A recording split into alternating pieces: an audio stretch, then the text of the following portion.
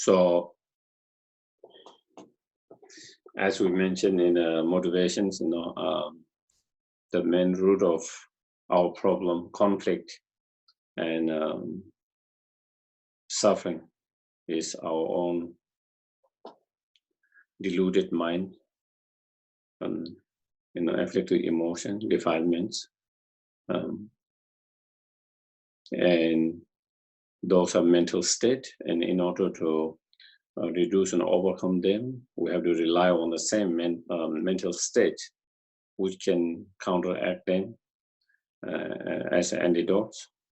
So those cannot be destroyed by some external factors, but it has to be destroyed by internal factors because they themselves are something mental. And in order to that, then there are different,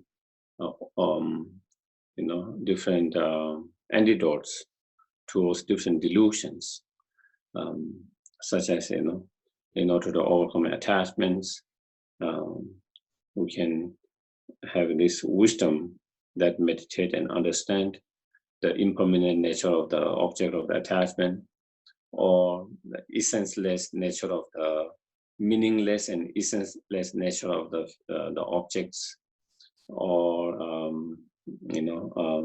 impurity nature of the object of attachment. Through that meditations and practice, we can reduce and overcome the attachment.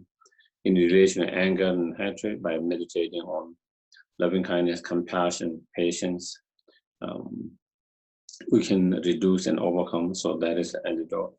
In order to overcome the pride, sense of arrogance, meditation on such as,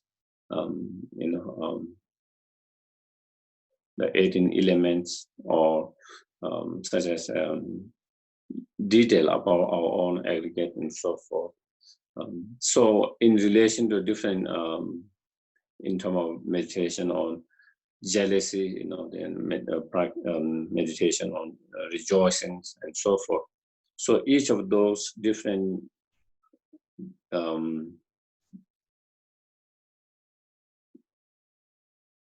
delusional mind has a individual different meditations or antidotes.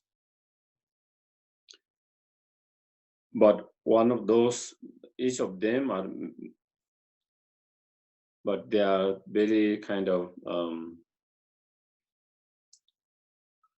specific meditation or practice, which can act as antidote to each of them, but not to all of them. For example, if we develop loving kindness, compassion, it can be an antidote towards anger and hatred, but it is not an antidote towards attachments. It doesn't become an antidote towards attachments. On the other hand, when we try to meditate on the essenceless or impurity nature of the object of the attachment, that become an antidote to attachment, but it doesn't become antidote towards the anger and hatred, and so like that. So then it is just as there's endless or so many different delusions, there are same number of antidotes that we need to cultivate. But on other hand, since all those delusions arises on the basis of that fundamental ignorance, if we can destroy that fundamental ignorance, by destroying one fundamental ignorance, we can destroy all the delusion that arises from that. And so therefore is like this killing or destroying all the delusion by applying one antidote, instead of trying to develop so many different antidotes or practice towards different delusions. And so therefore, in order to destroy all the delusion by destroying one of them, the root of all delusion, the fundamental ignorance. And that is why, in order to destroy that, we need to have the wisdom relies on emptiness that can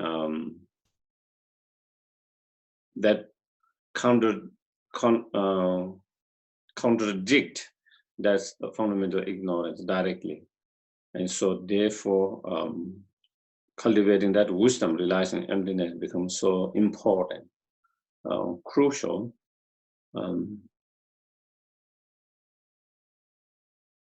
Because one, if we apply other antidotes, even we overcome those delusions, but still the fundamental ignorance still there if it is not distinct. But then again, when other cause and condition can come, it can give rise to those delusions again in the future. On the other hand, we have to rely on so many different methods to different or antidote to destroy so many different delusions. On the other hand, if we can have the wisdom realizing, then just by relying on that, we can destroy all the delusions. And that being the case and importance of that, that is why all the great Nalanda masters, all their writing is always on the wisdom, so much on emptiness. For example, if you read Nagarjuna's writing, there is some mentioning of Bodhisattva and there's some, but not so much details. All his writing are emptiness. And as well as Chandrakirti, as well as Buddha Palida, Arya Deva, all those great Indian masters. And because that is being so important in terms of destroying the delusion. So we have been following the Shantideva's text and chapter 9.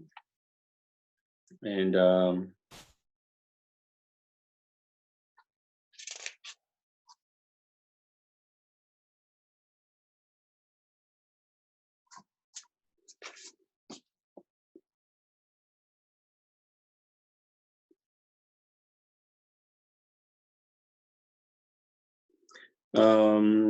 I guess we finished verse number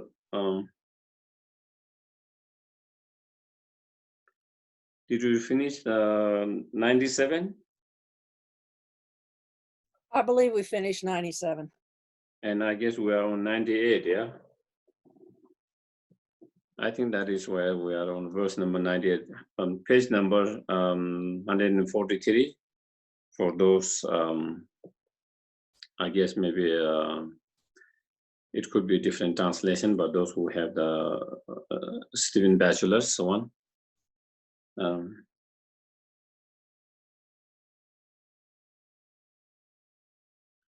So there it says, when there is no truly existing identity of the person that feel.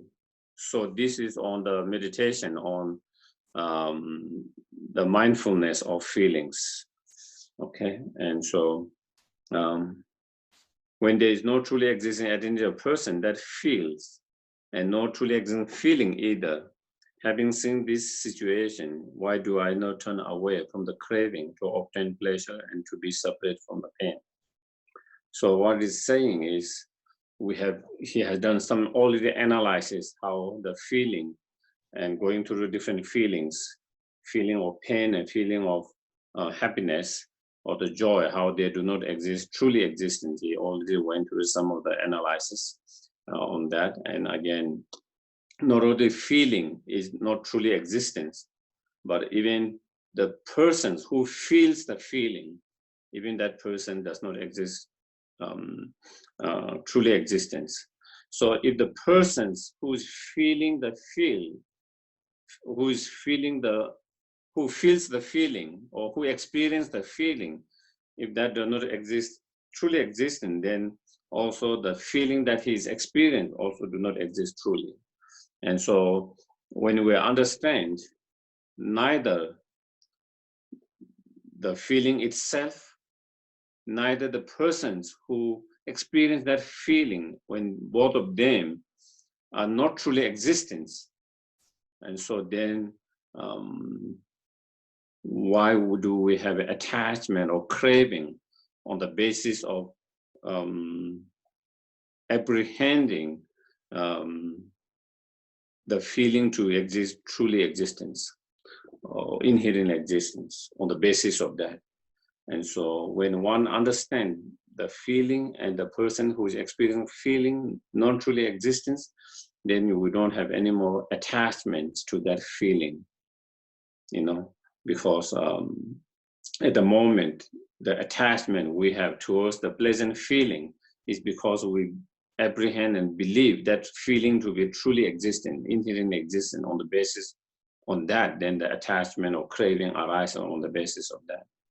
In the same way, the attachment towards not wanting to have a unpleasant feeling, that is another attachment towards pleasant feeling, and attachment towards not wanting to have an unpleasant feeling. And the reason why we have that attachment towards not wanting to have unpleasant feeling is, again, because there's a grasping of that unpleasant feeling as truly existence.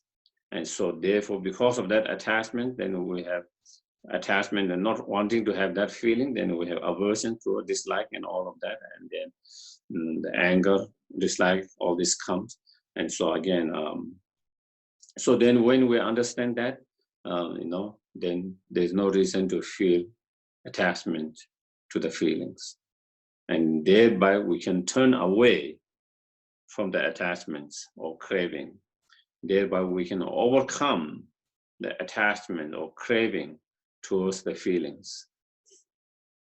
And so, so that is what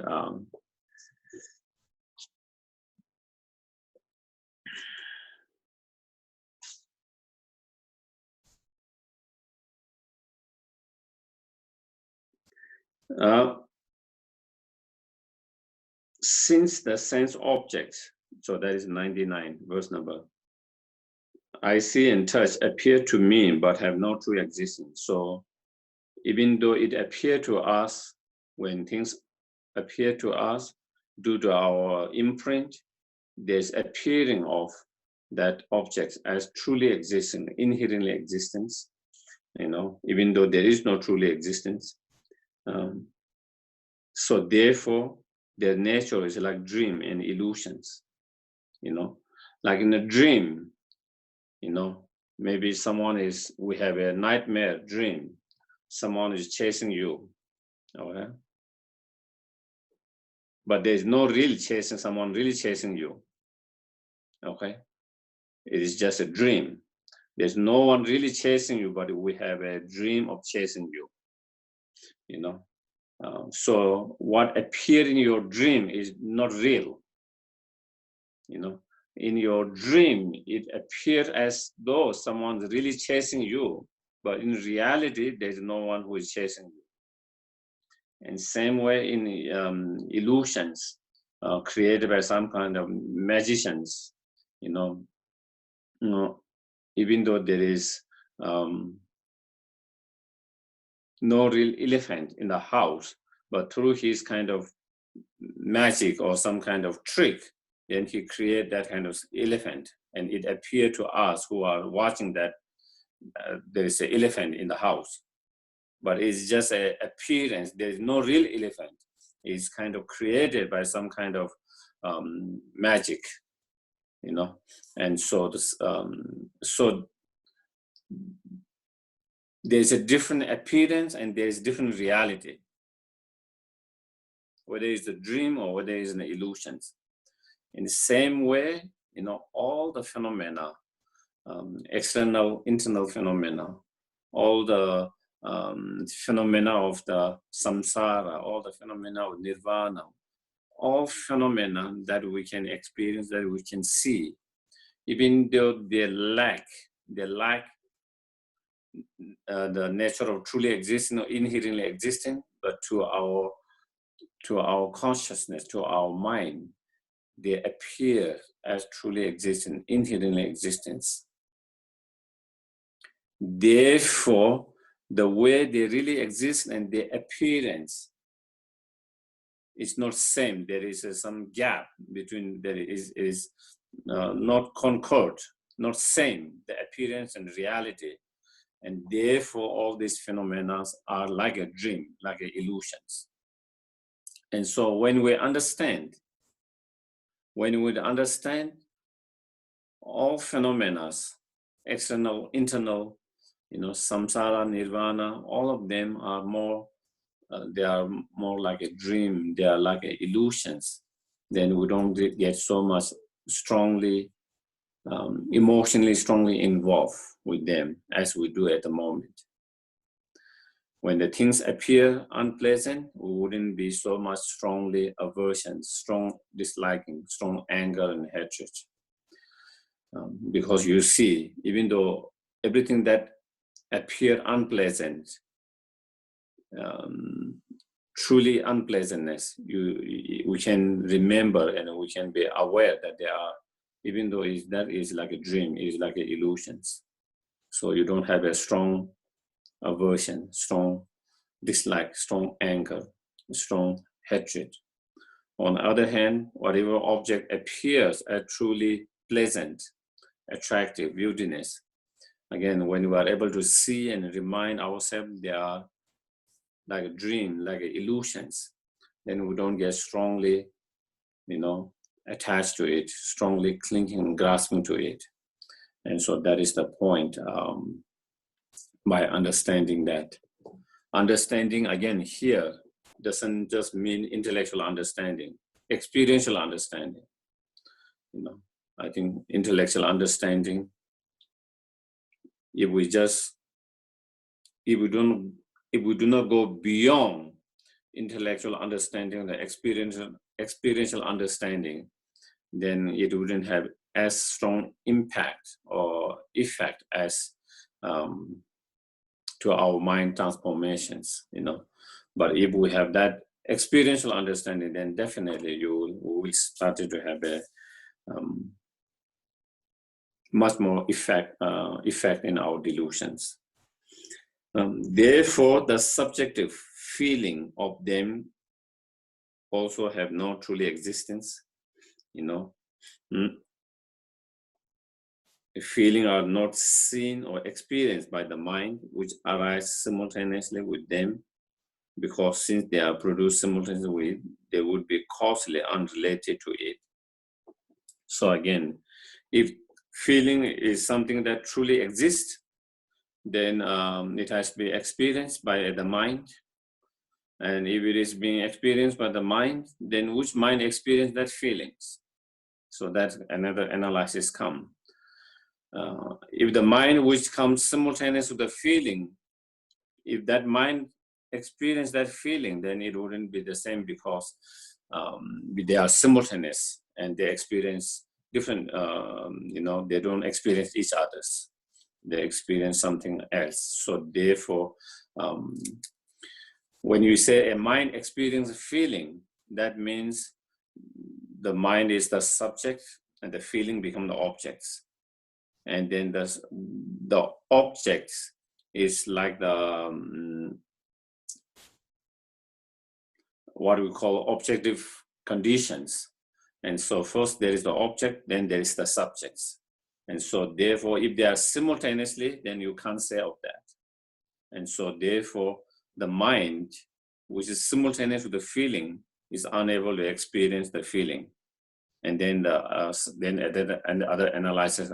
Then does the mind which comes before feeling, does it experience the feeling? Or the mind that comes later after the feeling, does it experience the feelings? And if the mind which before the feeling does not experience the feeling, the mind which is coming simultaneously doesn't feel the feeling, the mind which comes later doesn't feel the feeling, then how can you say the feeling exists truly? Because there is no mind which experiences that feeling. When that kind of analysis, so then it does not exist truly, so that is kind of the analysis. So, and so that in terms of simultaneous, that has been experienced, then 100 is a likewise previous feeling and later feeling can be remembered and wished for. So what he's saying, previous feeling we can remember, okay, but it's just a memory, okay, it's just a memory. It's not at that time, it's not the mind is really experiencing the feeling. You are just having a memory of that past feelings. Okay? Because the past feelings has already been gone. It is just a memory. And future feeling that we wish, I wish I would have a nice feeling, for example. You wish which had to come. And something which had to come that cannot be again experienced now, presently, you know. And so therefore, that is where the feeling cannot be experienced simultaneously in the mind by the simultaneously, neither the past feeling by the past, and also neither the futures. And so therefore, when you mind cannot experience that either in the past, either in the future, either in the present, how can you say that is truly existence? If it's truly existent, then there should be a mind which experiences that, either of those, but neither gets so that, but they cannot actually be experienced, the mind, because they have either ceased. So the past feeling has already been ceased, and it's just a memory. Okay? Or are yet to be produced. Future feeling is yet to be produced. It hasn't been produced. Future feeling is something you wish for, but which is not being actually produced. It is not in the moment. And so therefore, in the moment, you cannot really experience it, the future feeling. And so therefore, and they cannot experience themselves.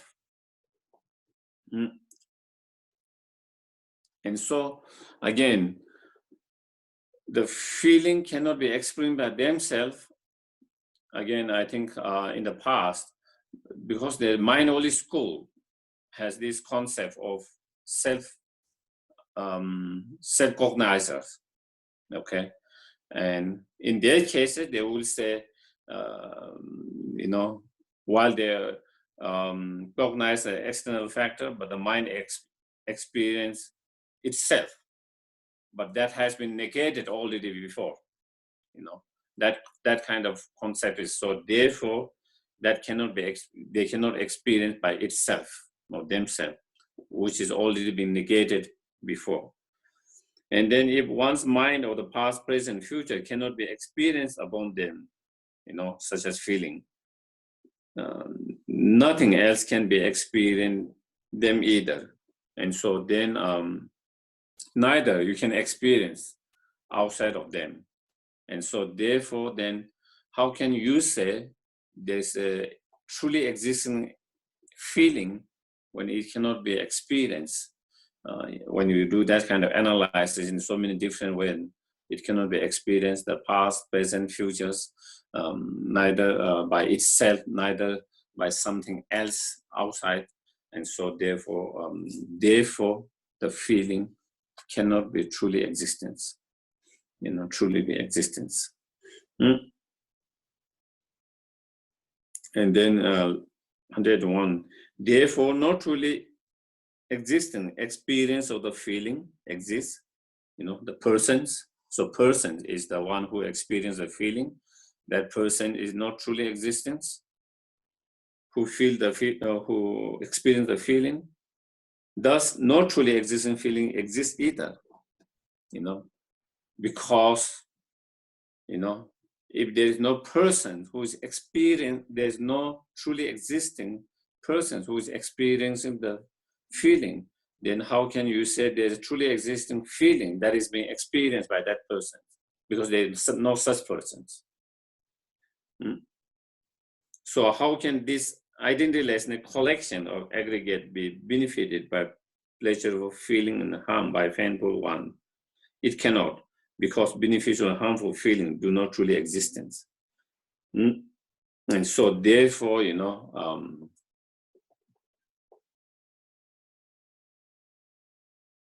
since there is no truly existing pleasant feeling and no truly existing unpleasant feeling or painful feeling,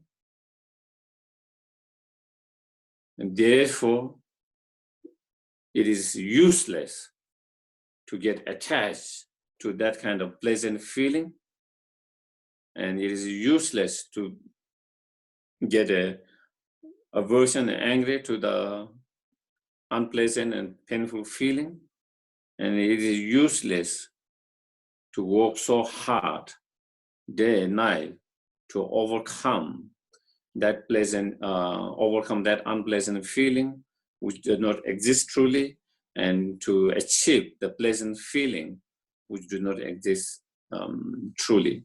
And so therefore they're trying to run after them all our life is kind of meaningless, useless, and waste of time, as it's saying. It's like you are chasing after something that do not exist.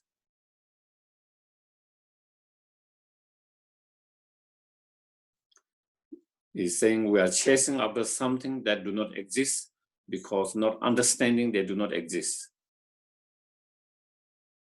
Even though there's not truly existing, happy feeling, we believe there is happy feeling, truly existing happy feeling, and we run after them. Even though there is no truly existing painful feeling, we believe there is a truly existing painful feeling, and then we work all our heart to overcome them, avoid them, and run to overcome them. And so then it is saying it's kind of meaningless and waste of time. And yeah, so that is what it is, because there is no truly existing painful feeling as well as truly existing joyful feelings. So then the close placement of mindfulness of the mind. So we finished the mindfulness of the body and mindfulness of the feeling, and then mindfulness of the mind.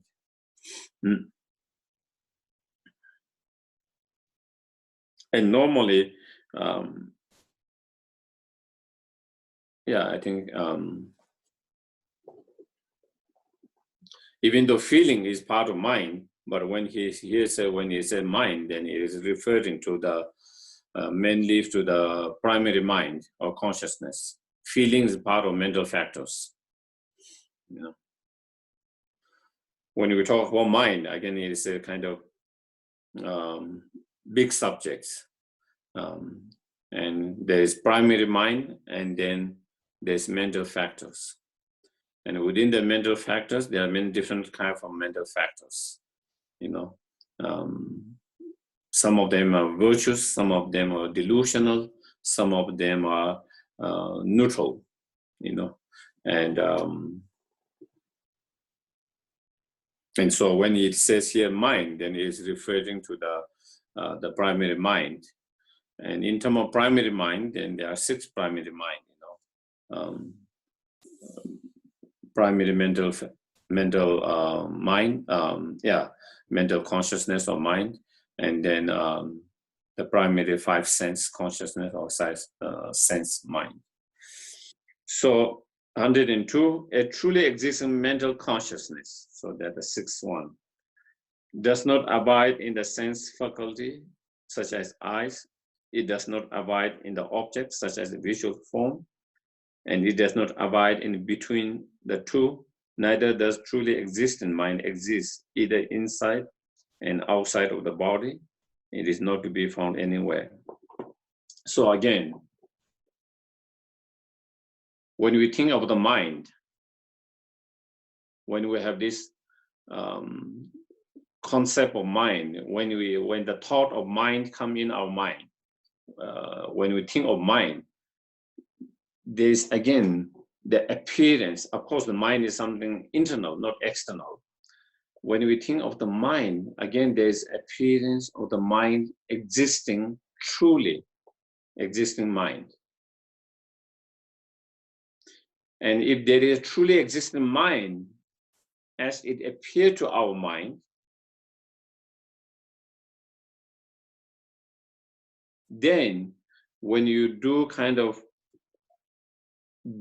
when we do critical, deeper analysis, then we should be able to find it within the basis and to be able to become more clear and clear. And if it is that case, then one analysis, as it is done here, is when we talk of the mind, we talk of something subject. And when we talk of something subject, then we can only talk of something subject in relation to the object. So in terms of objects.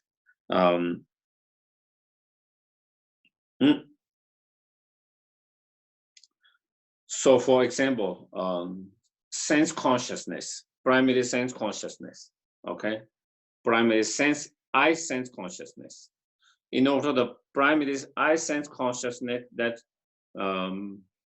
perceive the form, let's say the book, okay? In order the mind, the I consciousness that perceive the book, three things happens together depending on three things. There's the book, the objects, there's the I consciousness, and then there is the I faculties in between them. The I consciousness experience the book, the objects, through the I sense faculties. Okay? So if that I sense consciousness is truly existence, then is that I sense consciousness, is it in the book? Is it in the sense faculty? Is it in the I sense consciousness itself? You know, where is it? If you do that analysis, you cannot find within the book, neither you find within the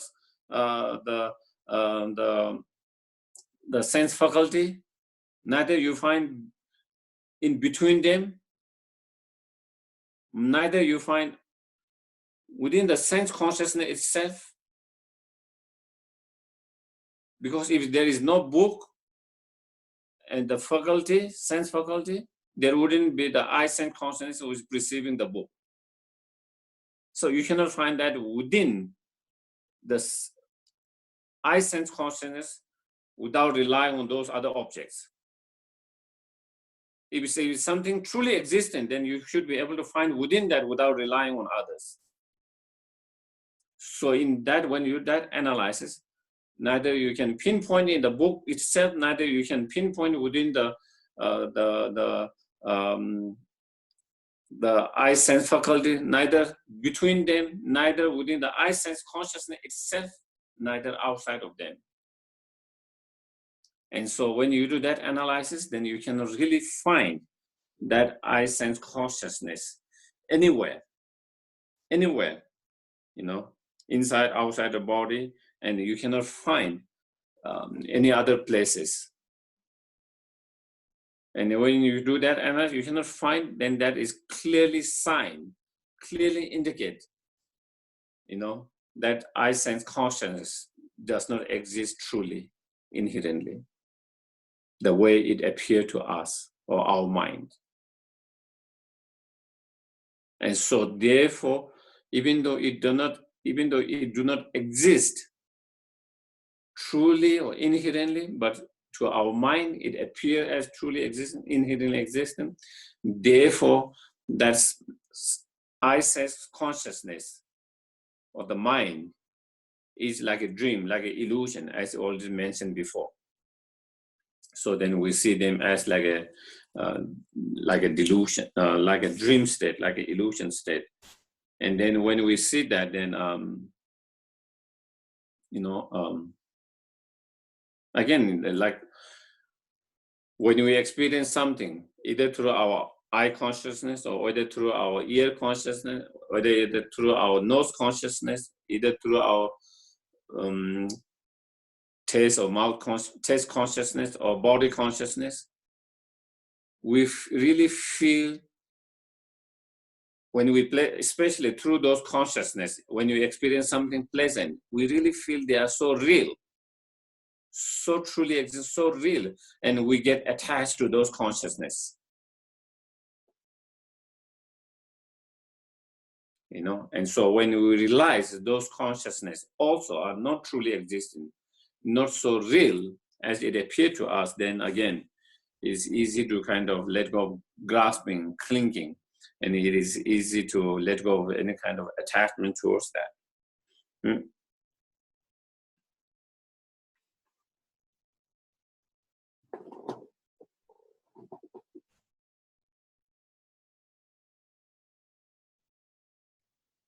So when we do that kind of analysis, then this mind is neither the body, you know,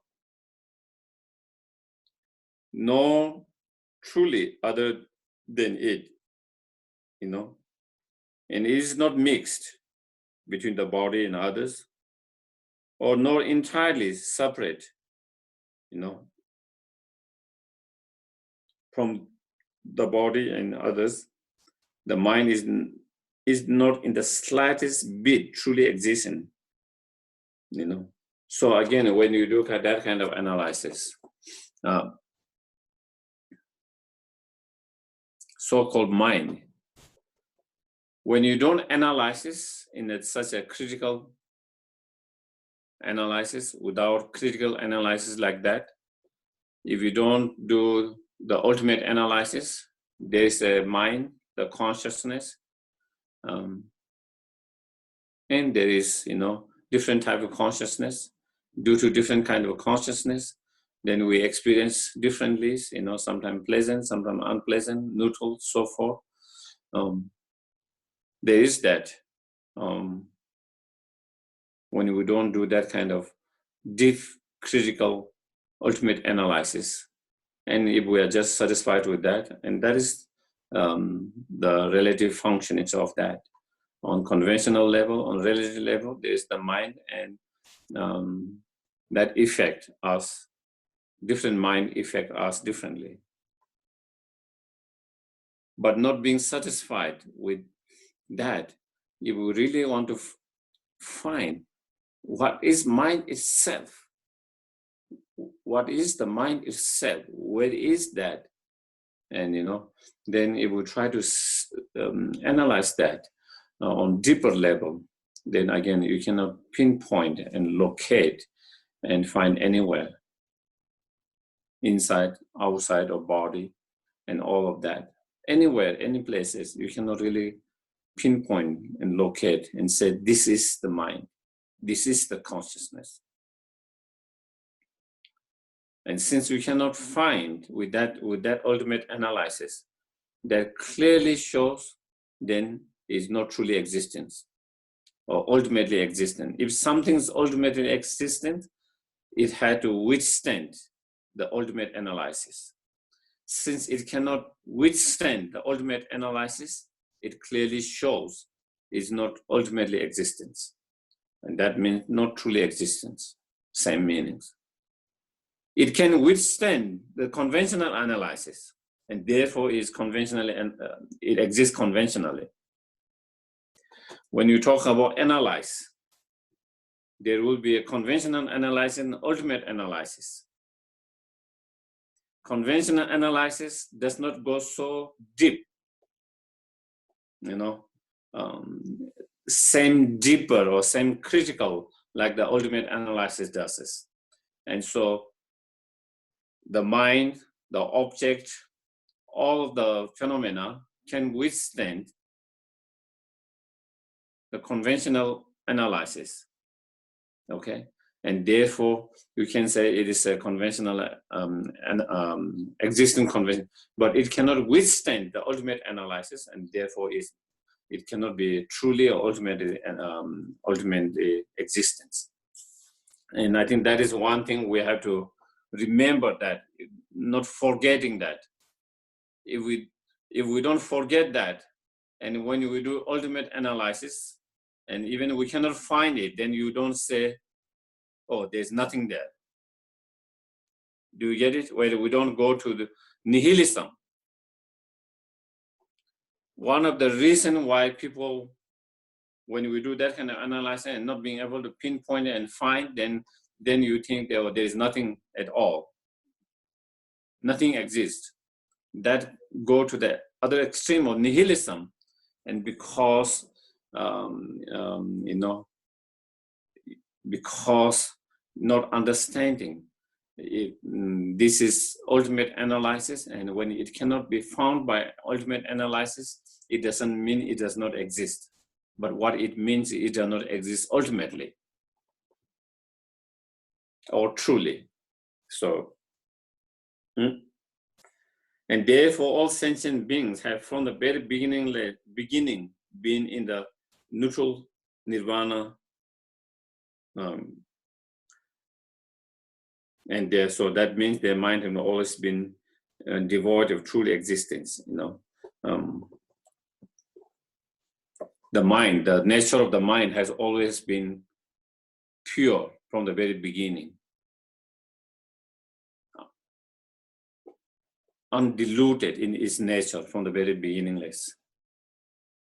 The nature of the mind has been always devoid or lack of truly or inherently existence. It's not like it was truly existing one time and then it became non-truly existing later. Or it is not like it is truly existing, but when we analyze it, then we are unable to find it not truly existent. It has always been non-truly existing. It has always been devoid of truly existence from the beginning's lifetime, from the moment the consciousness exists. And so therefore that is what we call natural nirvana,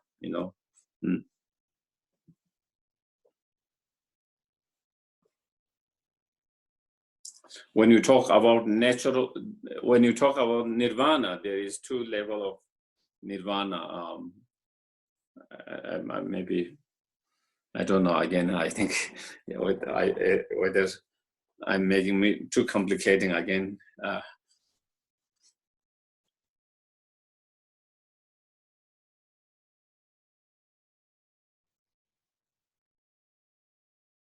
Yeah, maybe he asked because it is said natural nirvana, and I don't know exact English was lobunamda. Temporary, the word temporary doesn't sound the right word. Temporary nirvana, it doesn't sound right, but what it means is when our mind are free from all these temporary delusions, that is when we achieve temporary nirvana, when your mind is free of all these delusions which are temporary. And at that time, your mind is also in a state of natural nirvana because it has always been devoid of the truly existence. So therefore, you achieve natural nirvana as well as the temporary nirvana. I guess temporary nirvana doesn't seem the right words because it seems to indicate that nirvana itself is temporary, It's not to mention, so I'm struggling with the right word, but what it means is when your mind is free from all these temporary delusions, and that is what it means. Normally when you talk about nirvana, mostly we talk about that one, but then here, when he said natural nirvana, then the nature of the mind itself is always been devoid of truly existence, and that's the natural nirvana. Geshe? Yes, please. I was wondering if what you're calling natural nirvana, is that also essentially our Buddha nature? Yeah, you can say the Buddha natures, yes. It is that because our mind is not truly existent, the nature of our mind is not truly existing, that is why it allows our mind to change and transform, and therefore to overcome all the delusion, all the obscurations, and therefore to be able to become a fully enlightenment. If our mind is truly if our mind or nature of our mind is truly existing, then it cannot be changed. That is how it is always going to be. And so therefore, if the nature of our mind is truly existent, then we can never overcome the delusions.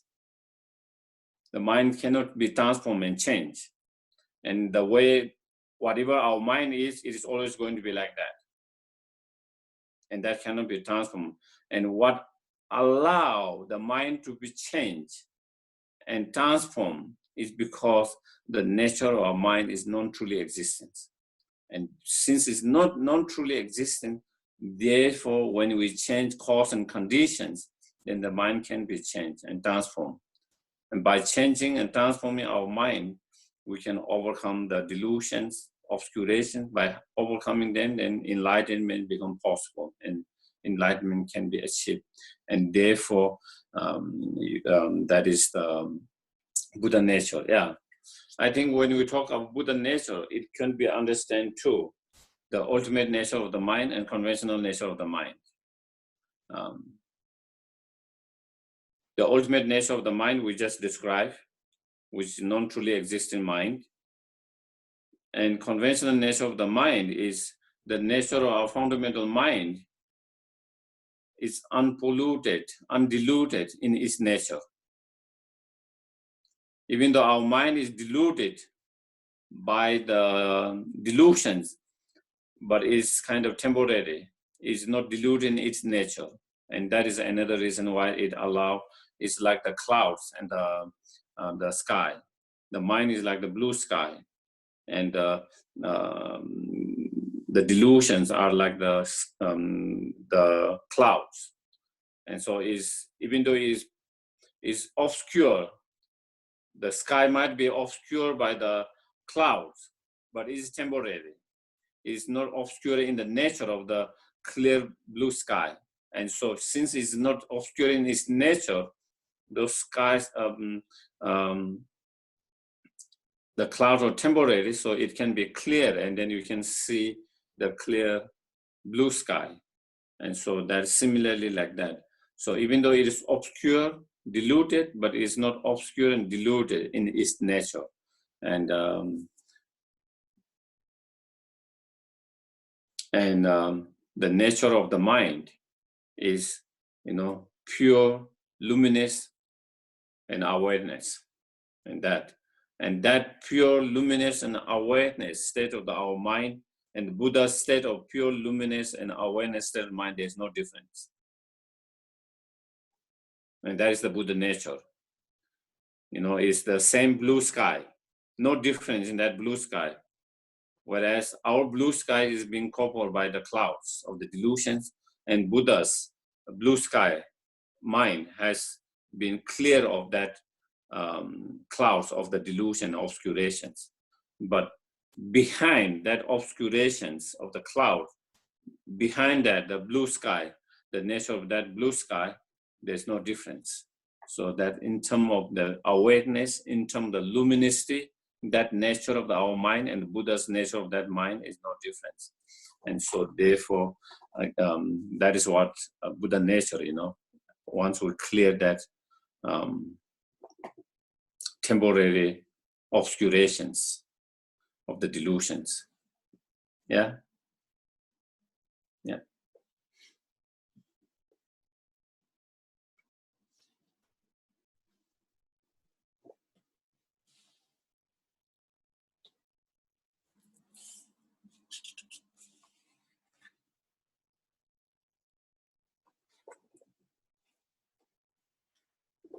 And so then,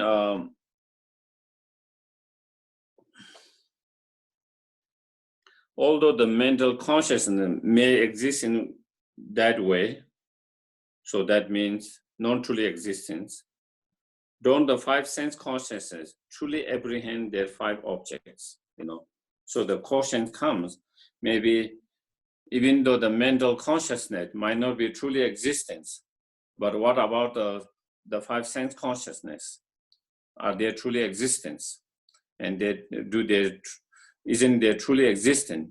And wouldn't they truly apprehend the object? So that question arises. And so then again, same analysis, little bit like we did with the feeling, again, if the sense consciousness, if they truly exist, again, or ultimately exist, then again, when we do ultimate analysis, you should be able to find, you should be able to pinpoint, and so withstand the ultimate analysis. And when we do that, then we do again, if that, so that's where it ends.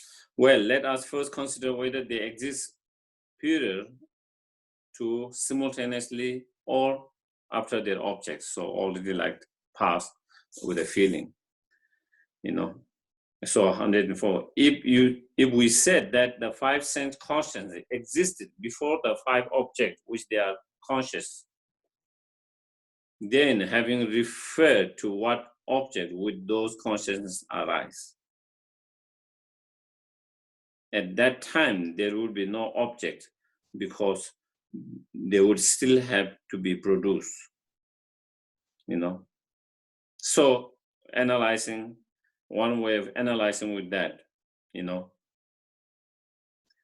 does the 5 consciousness, that is sense consciousness that perceiving the objects, comes before the object, or do they exist before the object, or do they exist simultaneous with the object, or do they exist later than the objects? So that kind of theory analysis it does. If you say the consciousness, the 5 sense consciousness exists before the 5 objects of those sense consciousness, so that means at that time there was no object. So how can you say those are sense consciousness if they are not perceiving any objects? If it is any consciousness, it has to be, if it's consciousness, it has to be subject that perceive the object. And so therefore at that time there is no object. And so therefore how can you say it is, let's say, maybe if we take again one example of that one particular consciousness, maybe it will be more easier. The sense eye consciousness that's perceiving the iPad, okay? So here, the analysis, the eye sense consciousness that's perceiving the iPad, does it exist before the iPad, the object iPad? Does it exist simultaneously with the object, the iPad, and that consciousness? Or does it exist later? First there is the iPad, and then the eye sense consciousness arises. So 3 kind of analysis it is doing. If we say, you know, the eye consciousness perceiving the iPad was there before even the iPad was existed. So how can you say it is eye consciousness that's perceiving iPad, because there's no iPad at that time? Yeah, do you get that analyze? Because there is no iPad, the object. And when there is no iPad, the object, how can you say it is a consciousness that's perceiving the object, the iPad? It's not possible.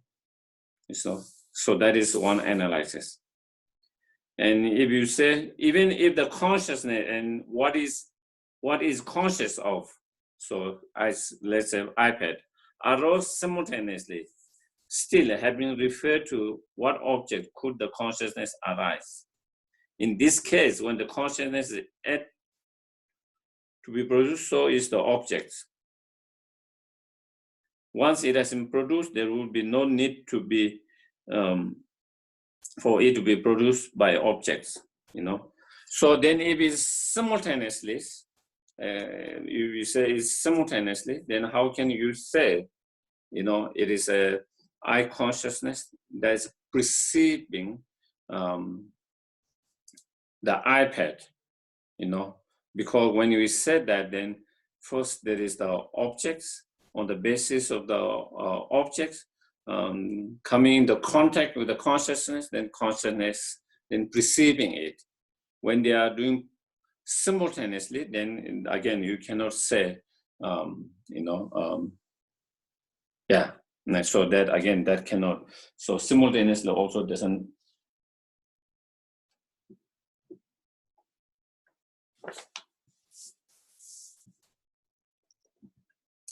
Because, yeah,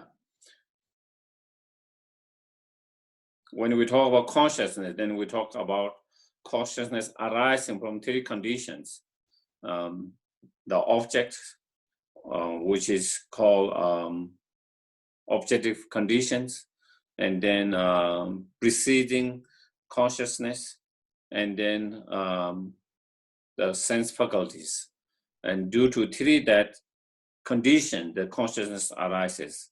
And so those three conditions are the cause of that consciousness. And so if they come simultaneously, how can you say cause and effect? Cause and effect cannot come simultaneously, you know? Effect means always coming after the cause. And so those three conditions are the cause of the consciousness. And due to this condition, the consciousness arises. If they arise simultaneously, then it cannot be cause and effect. And so then that cannot withstand that analyze as well. And then it is doing the others. If the consciousness come into existence after the object which is conscious of, such as the iPad, you know, come first and the consciousness come later, then from which object could it arise, since the object would have ceased by the time consciousness arose, and consciousness would have no objects, you know. So by the time consciousness arises, that very moment, that moment of the iPad has already ceased, you know. So therefore, then there is no more object, the iPad there, because the object already ceased by that time, if it's coming later, you know. And so therefore, again, and so when you can do that, so if it cannot, so if the I consciousness cannot precede the object previous simultaneously and later, then how can you say the consciousness exists, truly existence? Because if it's truly existence, then it will be truly existing subject. If it's truly existing subject, then it has to experience or perceive the object. If it perceive the object, it had to perceive object either before simultaneously, or later. And when you do that kind of analysis, it doesn't do any of that. And so therefore it is not truly existence. So this is another way of analyzing. And therefore it clearly shows then it's not truly existence. So we will have a break, okay? 10-minute break.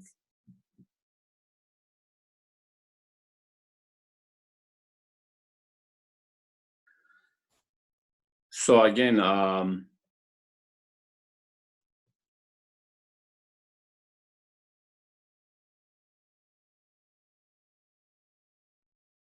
if something is not truly existence, you know, ultimately existing, then we don't have to do that kind of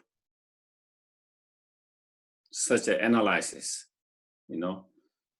There is a object, and then there is the sense faculty, and there is the consciousness, all of them coming together in interconnections, interrelated. Then there is the mind, consciousness which perceives the object, and that is good enough. And that mind that perceives that object has certain different effect on how it perceives. But if something is truly existence, for example, if the consciousness, the sense consciousness perceive the object truly, then it have to really go through a more deeper analysis. And when you go to that deeper analysis, then either it has to perceive before or simultaneously or later. And if it doesn't perceive any of those before object, simulate the object, or later the object, then it's clearly that it doesn't, even it perceive it, it doesn't perceive it, truly perceive. It is not perceiving truly because it cannot withstand that kind of analysis. And so that is the differentiating we have to make, and the point we have to understand that, okay? So then we don't get confused, yeah. because sometimes we wonder, why do we need that kind of analysis? You know, if it is not truly existent, then we don't need to do that kind of deeper analysis. But if something is truly existent, then to find out whether it's truly existent or not, then we have to do that analysis, and whether that analysis, it can withstand that kind of analysis. And then mindfulness on the phenomena. In this way, by the means of above reasoning, one will come to understand that all phenomena do not truly exist. And so then phenomena here means all other phenomena. We did the body, the feeling, and the primary consciousness. And apart from all others phenomena, you know, external, internal phenomena, and as mentioned, samsara, nirvana, that everything that appears and functions, you know, all those phenomena, when we do same kind of analysis, none of them, even the nirvana itself, not only samsara is unable to withstand such analysis, even the nirvana is unable to withstand such analysis. Therefore, not only samsara, even the nirvana is empty of truly existence. Not only the conventional phenomena are unable to withstand such analysis, even the ultimate phenomena, the emptiness itself, cannot withstand that that kind of analysis. Therefore, not only conventional reality of phenomena is empty of truly existence, even the ultimate phenomena, the emptiness itself, is also empty of inherent existence.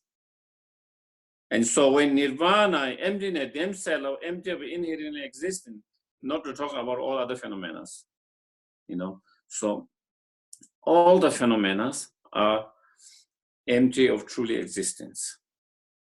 And when we do same kind of reasoning, same kind of analysis that has been mentioned before, there are so many different ways of analyzing, so many different ways of investigating. And when you use all those different investigation, analysis, reasoning, none of phenomena is able to withstand such analysis, and therefore all of those phenomena are, all the phenomena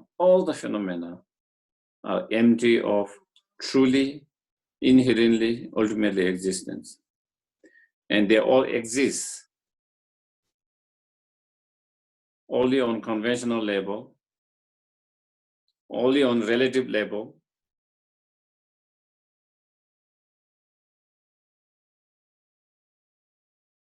by merely imputed by the mind on the basis.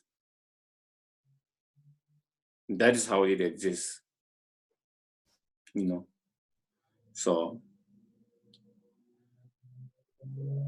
even though they are not truly existence, but because there is a valid basis, on the basis of the valid basis, then the mind impute, the consciousness impute as an object to those bases. And on the basis of that mind imputing the objects on the basis, and they have their own functioning that affect differently. And that is how it exists. And so that means it depends on so many factors. Any object to exist, it depends on so many factors. The factors, whether you call their parts, you know, for the wholeness to exist, their parts depends on the basis. Without the basis, there is no objects of what you, I don't know in English what you call, we call in Tibetan dakshi and daksha, the basis, and on the basis of that you impute that object. So what do you call basis and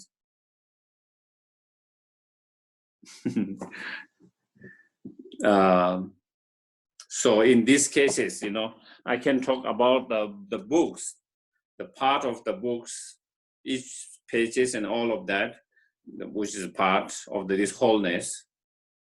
But also I can talk about this is the basis to impute as a book.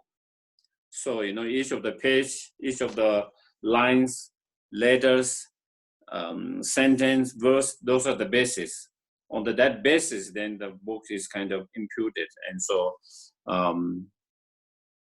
the basis and,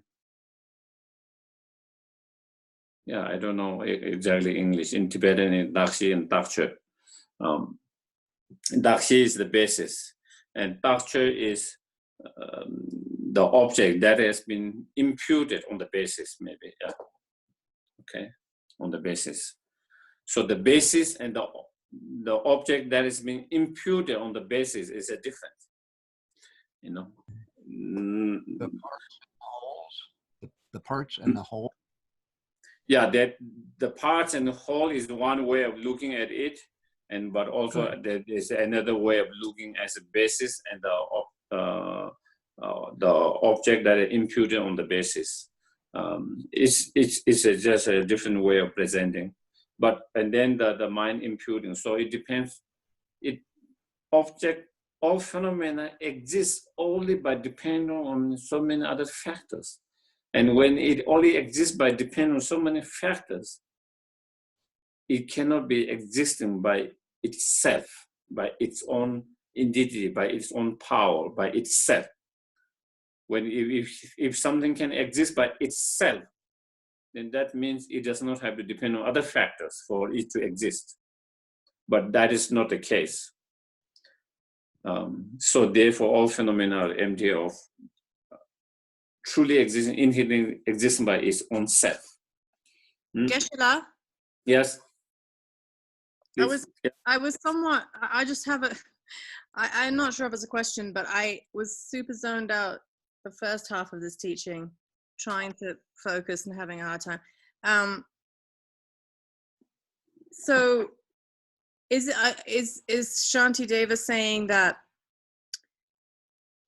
anything that we perceive as ultimate, you know, as real, can't possibly be real, because if you just on a basic, if you analyze us, there's no inherent us, right? So if there's no inherent person, if there's no inherent paimene, how can I possibly like say that something is inherently existing? Which means that's what you're saying, is that all phenomenon, because it's perceived by us.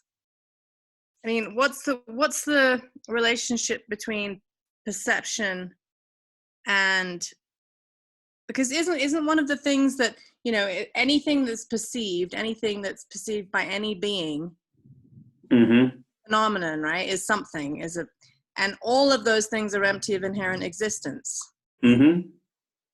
So it's a circle of, well, we're not inherently existent, so how can anything that we as a person or an insect or a person from a different planet, how can that possibly be inherently existent too? That's what he's saying? That's the analysis. He's not using that same analysis for everything. You could use that analysis which he did with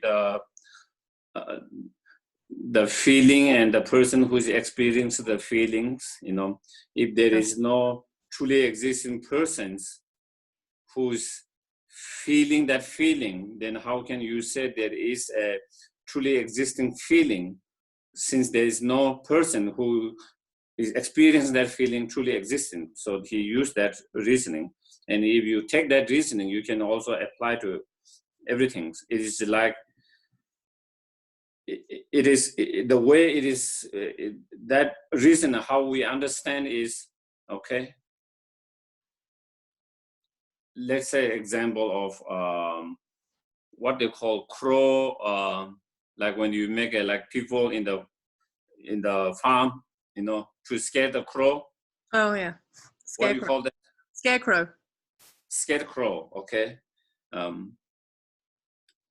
The scarecrow is no real person, okay? And so if it's empty of real persons, the scarecrow, you know, and so then there wouldn't be a, you know, anything that is experienced by that scarecrow persons, because there's no scarecrow persons. So therefore there can't be the feeling of scarecrow persons. Scarecrow persons. There can't be a hand of scarecrow persons. There can't be a mind of scarecrow persons. There can't be, so because that object exists, you can cannot say the existence of that person. And so that is a way of presenting, one way of presenting that. If there's no truly existing person, then how can you say there is a hand of truly person existing? There is feeling of truly existing person. There's a experience of truly existing persons. We are talking about of something belonging of something which does not exist. Right. And so that is one way of looking, you know, one way of presenting in similar reason. But here, when you say all phenomena empty, it doesn't mean that we use necessarily all that reason for everything like that, you know. Oh, okay. But what he's saying, every phenomena, if you try to do deeper analysis, and if you try to find within the basis of that phenomena, or the part of that phenomena, because all phenomena are what you call head parts. Every phenomena has its own parts. Every phenomena as a whole has its own parts. And so if you try to find that phenomena, the wholeness within each part, you cannot find it. Whatever phenomena that is imputed on the basis of its basis. If you try to find within each of the bases, you cannot find. And so you cannot pinpoint and locate within any of the bases. And so therefore,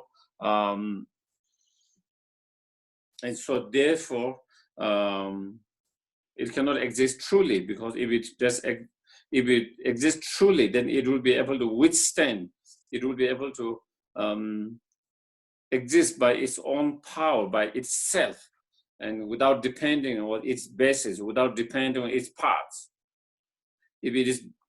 If any phenomena is to exist as that phenomena, if it is dependent on other factors, such as its part, such as its basis, such as the mind, imputing all of that, then that clearly shows that objects are unable to exist by its own, by itself, without depending on other factors.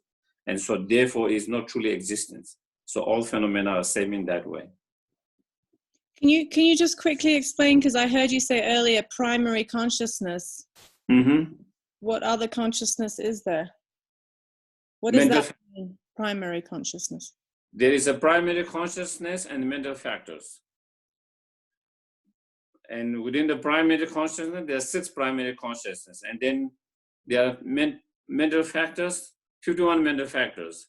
Even according to slightly different texts, the numbers is slightly different, but mostly the number is not always. But some of the commentary we rely on is 51. But in some others, I think some in Theravadan traditions, the number slightly changed. I think the number was in some source, there's a little bit less, some source a little bit more, but so it is explained, the main mind or primary mind is like when you do an art, it is like the what you call the framework, you know, the frame. So it is a blank white frame before you started drawing, painting. Canvas, yeah. So it's like the canvas, and the mental factors are the different, with each different color, with each different pencil, then you started to draw a different color, then you started to create the pictures. And that is the function of different mental factors, going details and function of different. primary mind is like the compass, the foundations, and so that is, and then mental factors are different functionings, each mental factors are different functionings, and and so such as feelings are one of mental factors. Okay. So there are 11 virtuous mind, there are 26 delusional mind, and secondary delusions, 6 root delusions, and then there are some other mind which are more neutral, neither is virtuous, neither is delusional, but is more a neutral state of mind. And then there are some mental factors who are always present with the primary mind, and some mental factors are not always present, but some of them are always present. And then there are some mental factors who are not always present, all the primary mind, but they are always present with the mind which is certain. And so therefore it is a big kind of mind and mental factors is a big kind of subjects. Okay. Yeah. Thank you. That gave me some clarity for sure. Thank you. Okay. Thank you. Yeah.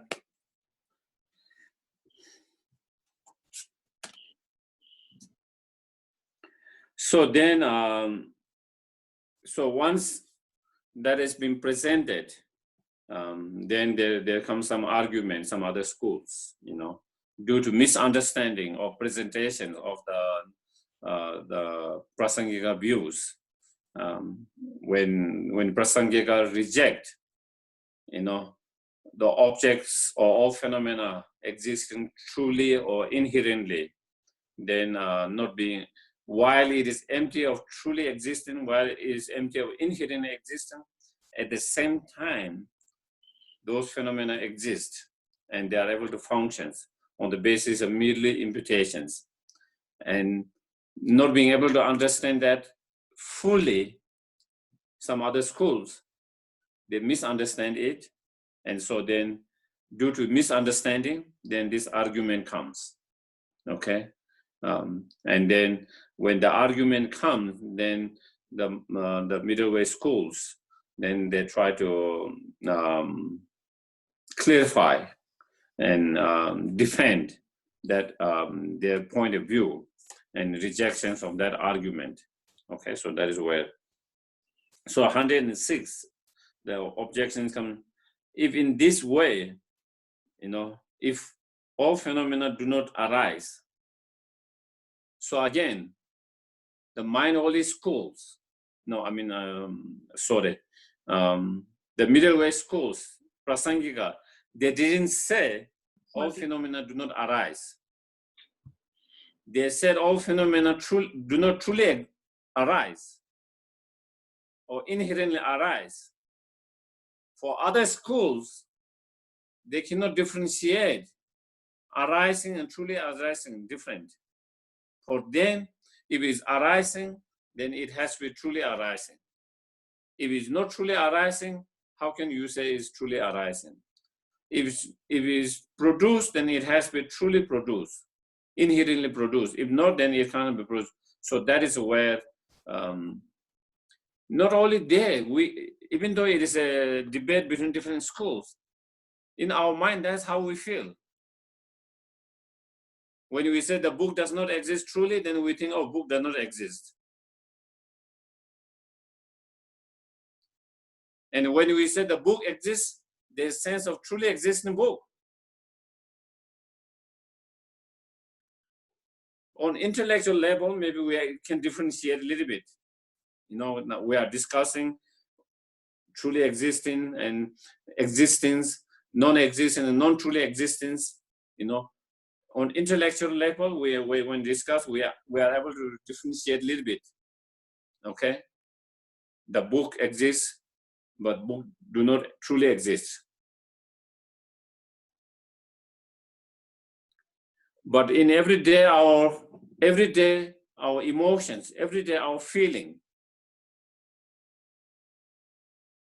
How do you feel? The moment we feel something exists, that moment we feel that object truly existence.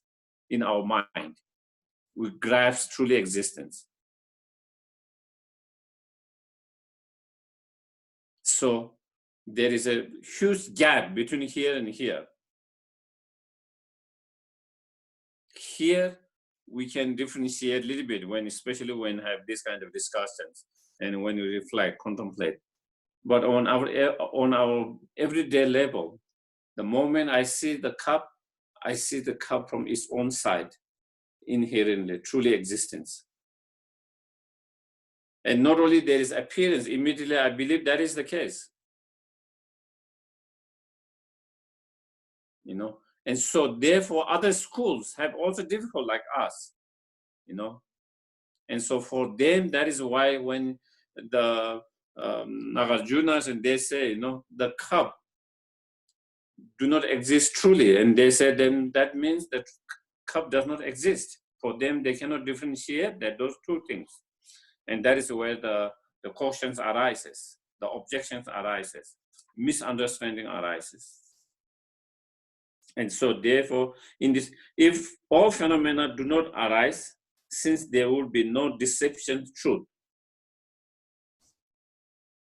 So what they're saying is if all phenomena do not, there is no all phenomena, because you said phenomena do not exist inherently, truly existence. Therefore, that means there's no phenomena at all. If there's no phenomena at all, then there wouldn't be conventional phenomena. Deceptive truth here means conventional truth. Okay, so there will be not conventional truth. And if there is no conventional truth, then which are arise and perish, you know, like all the impermanent phenomena such as cup, it come in existence and it decay and so forth. All of those will be non-existence. So then you cannot talk about things coming into existence due to cause and conditions, and then due to cause and condition, disintegrating, decaying. You cannot even talk about that because they do not exist. You know, because if the phenomena do not truly exist, then that means to them they are here, and in their mind they think it's non-existence. And if it's that non-existent, then there wouldn't be no conventional truth.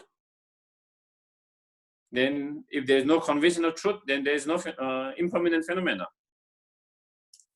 that arises and decay, you know. Therefore, if there is no conventional phenomena, then how can there be ultimate truth? If there's no relative or conventional truth, how can there be ultimate truth? Because ultimate truth is established on the basis of the conventional phenomena. So if there is no conventional phenomena, you cannot establish ultimate phenomena, and therefore there is no true truth. And so then how could true truth be presented in Madhyamika tradition? And then he's saying, actually you said there is true truth, but actually there is no true truth at all. That's what they're saying. And again, that is again due to misunderstanding. Because when we say ultimate truth, if I have to say the ultimate truth of this cup, I can only talk about the ultimate truth of this cup on the basis of the cup itself. If there is no cup, there is no emptiness of cup. Do you get it? If there is no book, there is no emptiness of the book. If there is no iPad, there is no emptiness of the iPad. The emptiness of iPad is the iPad which is empty of inherent existence. So on the basis of the iPad, then we talk about whether it is truly existent or not truly existence, and establish non-truly existence. And so therefore, if there is no cup, then there is no emptiness of cup. And so therefore, if there is no phenomena, there is no conventional reality, then there is no emptiness of that. So therefore, there can't be true truth. So, and so then if there is no true truth, then on one hand, you say there is true truth, but in reality, there's no true truth. So that is that they are trying to bring a contradictions to the Madhyamika. And from their point of view, they see there's a contradiction, saying there's truth, but then you say they are not truly existent. There is contradiction to that from their point of view. But that isn't the case for the Madhyamika, because it's due to misunderstanding of that. And so that is where, furthermore, if all phenomena existed in this way, that means non-truly existence, non-truly existent, non-inherent existence, the deceptive truth were posited merely through being imputed as arising and perishing entity by beings who are deceived mind. How could sentient beings pass from sorrow to nirvana?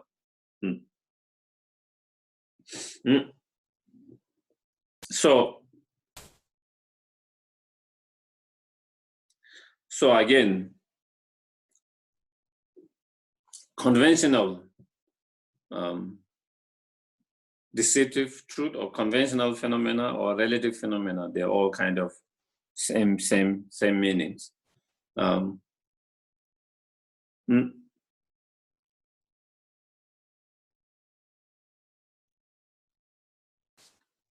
it is called deceptive truth or relative to conventional truth, not because it's really truth, but that is truth according to the ignorance, So the word truth is because all these conventional phenomena appear truly existing, inherently existence to the ignorance. And the way it appeared to the ignorance and the way ignorance is perceived is same. And so for that ignorance is becoming truth, but it's not really truth, And so from that perspective, that is why it is the term giving deceptive truth is that, it is a truth to that deceptive mind of the fundamental ignorance, is not truth to the Aryas, wisdom beings, Whereas ultimate truth is true to the Arya wisdom beings or wisdom, exalted wisdom, For the Arya exalted wisdom, the way emptiness appear and the way thing exists concord. Okay? And then deceptive truth, the way it appear and the way ignorance perceived, they concord. And so that is truth to the deceptive truth is true to the ignorance, and ultimate truth is true to the exalted wisdom of the Aryas.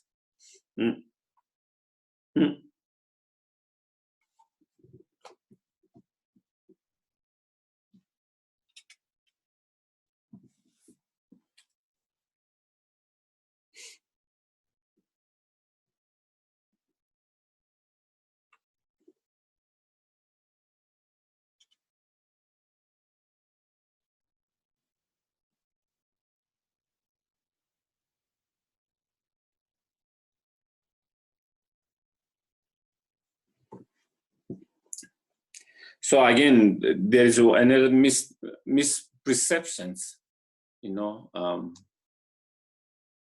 by the other schools. Because when Madhyamika said, nothing exists truly inherently, but everything exists by merely imputed by the thoughts, by the mind, And so then they think, if everything is merely imputed by thought and that, then they think,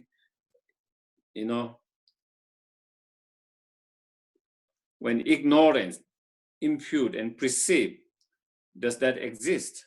If that exists, for example, the way ignorance perceive the object and the way ignorance impute the object, if it exists, then there will be truly existence. Do you get it? In the Madhyamika, make a distinguish. Okay? Everything that is perceived by the ignorance do not exist. The ignorance try to perceive truly existence, even there is no truly existence. Okay? whereas all things exist by merely imputed by the concept and the mind. That concept and the mind is very different from the fundamental ignorance, even though both of them are deceptive truth or relative truth. Okay? Do you get it? All the mind of are not ultimate truth. There are all the mind of deceptive truth or conventional truth or relative truth. Only the emptiness is ultimate truth. So within the deceptive truth of the mind, they are two different. One, the ignorance, mistaken mind, and one, others, unmistaken mind that impute and the objects. And for them, that is where the confusion comes for them. And so when they say everything merely imputed, exists by merely imputed by the mind, and then they think, oh, any mind can impute anything. If that's the case, then even the ignorance can impute truly existent, and things can exist truly existent because the ignorance impute that. Do you get it? So that is the confusion that comes. And so therefore, if everything exists as the mind, whatever mind want to impute, then that will mean the ignorance will impute as truly existent, then there will be truly existence. If there is truly existence, then there's no way sentient being can achieve nirvana and coming. You say sentient being can achieve, overcome the sorrow, suffering, and achieve nirvana, but it cannot be. So then again, saying that there is a contradiction to what you say and in reality. Just as they are trying to show contradiction that you say there's true truth, but actually there's no true truth. That's one of the contradiction they are trying to show. And the other contradiction they are trying to show, you say sentient beings can overcome the suffering and achieve nirvana. That's what you say, but in reality, it is not possible, you know. And so that is another contradiction they are trying to point. Yeah, another point will be, if there is no truly existing inherently existence, then there will be no truly existing samsara. I mean, no truly existing truth of suffering, no truly existing. Again, if there is nothing truly existing, then that for them it means then there is no suffering, there is no originations of the suffering, there is no cessation, and there is no path that leads to cessation. And if that is the case, then by practicing the path, you cannot achieve the cessations of sufferings, and therefore nirvana is not possible. And so, but you said there is nirvana possible, so then there is a contradiction. So that is what it's saying. There could not, because even though some beings have entered the unchanging state of nirvana, it will become a changing, deceptive truth through others simply imputing to be arising and preceding entity. And so that is the main point. In reality, it is unchanging. But through not understanding this, it can be misconceived as arising and perishing just because it is possesses a deceptive truth in regard to particular false perceptions. So that is the ignorance. So as I mentioned already, deceptive truth, and it is called deceptive truth, and is it truth not to all the mind, but it's only true to the fundamental ignorance, that particular mind.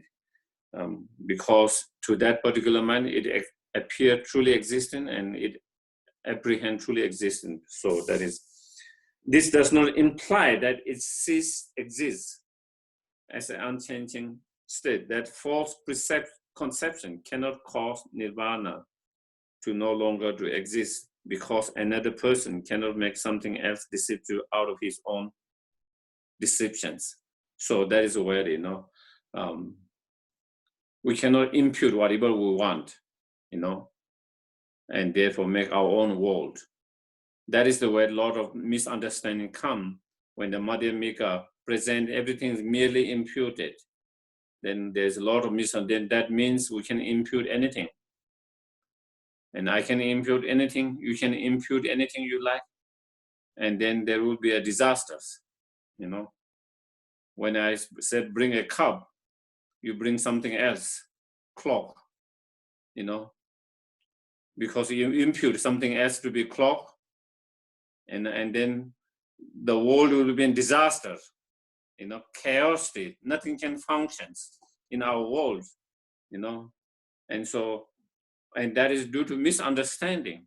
When we said everything is merely imputed, it doesn't mean that we can impute anything that we lack, even though everything is merely imputed by our consciousness mind. And so therefore here is saying you cannot, another person cannot impute whatever they like, you know. So therefore, I think maybe today we'll leave here. So we are on page 100, verse number 107. So hope you don't forget that 107.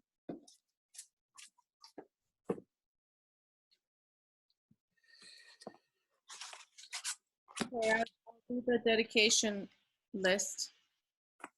For people who have obstacles, we have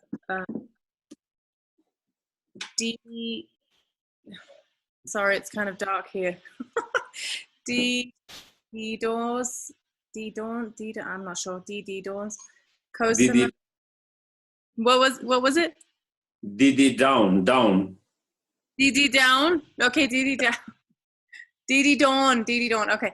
Kosama, Dustin, Abby, Liam, Dasha, Ro Rai, Morgan, Sarah J, Gray, Auntie Tati, Nini, Rutabe, Cheyenne, Bo, Sue, Mike Nadeau, Nay Noi, Singay, Paymane, John, Sue, Alyssa, Laura.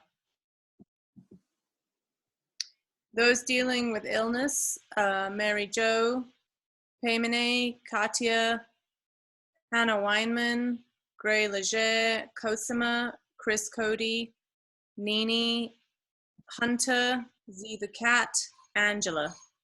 Will you add BB to that list, please? BB? Yes. Okay, BB. And those who have recently died, Hugh Dawns, George Medina, Sundancer the Horse, Kathleen Barker Quinn, Kotso Cabelli, Mingo, Eric Leedy, Nancy Nesbitt, Elijah McLean,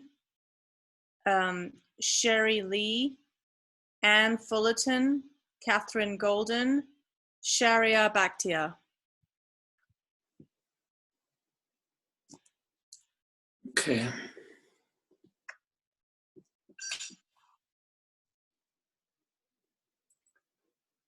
Yewadi nyodo da lama sange do gyone do chi kyama le ba te sala ba sho chanjo semjo rembo che ma ke pa na ke gyo che ke wa nyamba me ba ya kong le kong du ke wa sho.